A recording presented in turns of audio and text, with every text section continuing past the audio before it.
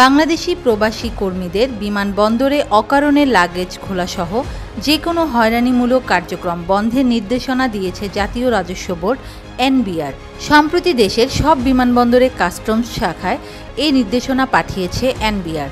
এছাড়া দেশের সব বিমানবন্দরে কাস্টমস হাউসের কর্মকর্তা কর্মচারীদের প্রবাসীদের সহযোগিতা করার নির্দেশ দেওয়া হয়েছে। এয়ারপোর্টে আসার পর কয়েকবার লাগেজ খোলা, দীর্ঘক্ষণ দাঁড় করিয়ে রাখা, বেল্ট, মানিব্যাগ, জুতা, ল্যাপটপ, মোবাইল সহ প্রয়োজনীয় জিনিসপত্র অপ্রয়োজনে চেক করার অভিযোগ আছে কাস্টমস কর্মকর্তাদের বিরুদ্ধে। অথচ বিদেশে স্ক্যানিং মেশিনের মাধ্যমেই যাবতীয় চেকিং শেষ করা হয়ে থাকে।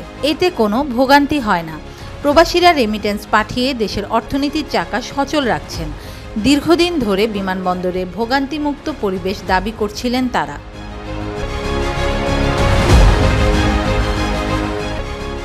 জানা গেছে, এ আদেশ জারির পরও যদি প্রবাসীদের কোনো ধরনের হয়রানি করা হয় তাহলে দায়ীদের বিরুদ্ধে কঠোর পদক্ষেপ নেবে এনবিআর। এর আগে প্রবাসী কল্যাণ ও বৈদেশিক কর্মসংস্থান মন্ত্রণালয় এক চিঠিতে প্রবাসীদের অধিকতর সেবা দিতে এনবিআরকে অনুরোধ জানায়।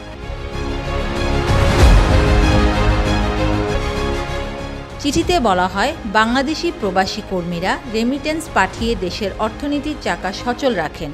সরকার প্রবাসী কর্মীদের বিদেশ গমন সহজ করতে এবং অধিকতর সেবা দিতে বদ্ধপরিকর।